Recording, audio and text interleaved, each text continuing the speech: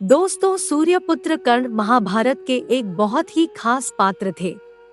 कर्ण को न केवल उनके पराक्रम बल्कि उनके दानवीर होने के लिए भी आज तक जाना जाता है।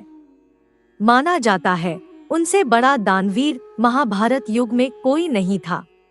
भगवान कृष्ण भी कर्ण को सबसे बड़ा दानी मानते थे, लेकिन ये बात अर्जुन को पसंद नहीं थी। कर्ण की मृत्यु के वक्त दो लोग उनके पास गए, कृष्ण और द्रौपदी। भगवान कृष्ण कर्ण की परीक्षा लेने गए थे। उन्होंने उससे खुश होकर वरदान भी दिया था, लेकिन आखिर द्रौपदी ने उसे क्या दिया, तो आइए जानते हैं।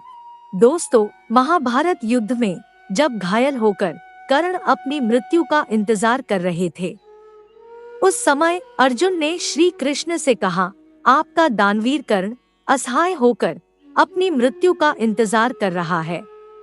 इस पर श्री कृष्ण कहते हैं, कर्ण को अपनी वीरता और दानवीर होने के लिए हमेशा के लिए जाना जाएगा। अब इस पर अर्जुन बोलते हैं कि कर्ण सबसे बड़ा दानवीर कैसे हो सकता है।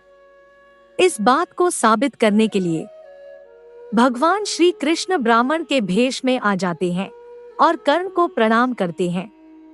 कर्ण उस ब्राह्मण से उसके आने का कारण पूछते हैं। ब्राह्मण ने कहा, मैं आपसे कुछ दान मांगने आया था, लेकिन आपकी हालत देखकर अब कुछ मांगना नहीं चाहता, क्योंकि आप इस हालत में मुझे क्या दे देंगे। ये सुनकर कर्ण ने पास पड़े पत्थर से अपने सोने के दांत तोड़कर ब्राह्मण को अर्पण कर दिए। इस दानवीरता से प्रसन्न होकर भगवान कृष्ण अपने वास्तविक रूप में आ गए और कर्ण को वरदान मांगने को कहा। अब कर्ण ने 3 वरदान मांगे थे। कर्ण ने अपने पहले वरदान में भगवान श्री कृष्ण से अपने ऊपर हुए अन्याय को याद करते हुए अपने वर्ण के लोगों का कल्याण करने को कहा। अब दूसरे वरदान में कर्ण ने भगवान श्री कृष्ण का जन्म अपने राज्य में लेने को मांगा और तीसरे वरदान में कर्ण ने मांगा उसका अंतिम संस्कार ऐसा कोई करे जो पाप मुक्त हो।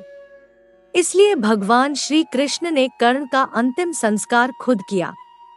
इसी बीच जब द्रौपदी ने कर्ण की मृत्यु का समाचार सुना, वे मूर्छित हो गई।